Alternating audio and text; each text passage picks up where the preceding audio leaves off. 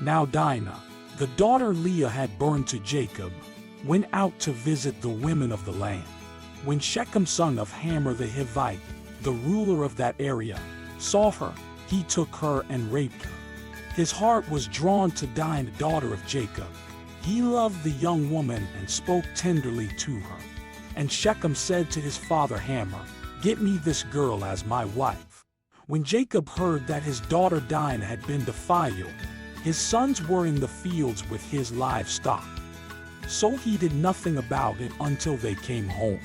Then Shechem's father Hamor went out to talk with Jacob. Meanwhile, Jacob's sons had come in from the fields as soon as they heard what had happened.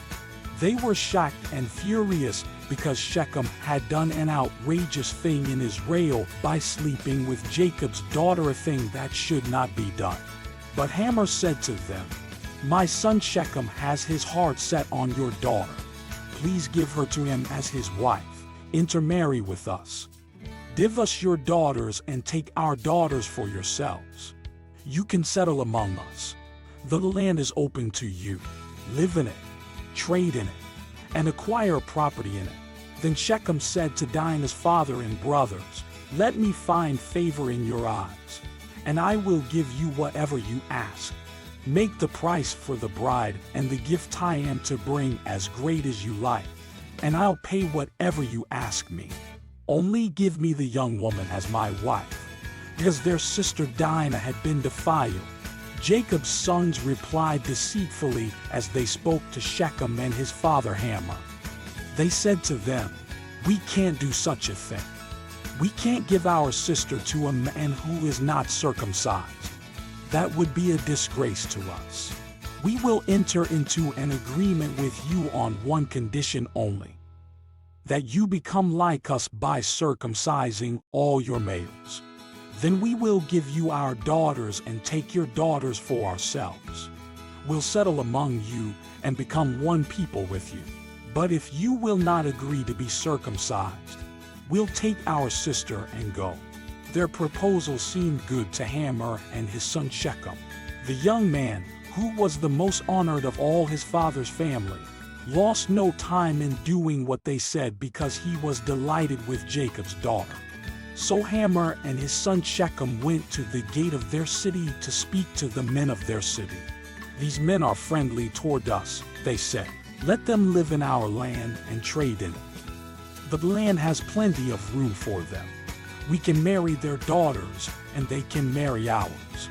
But the men will agree to live with us as one people only on the condition that our males be circumcised, as they themselves are.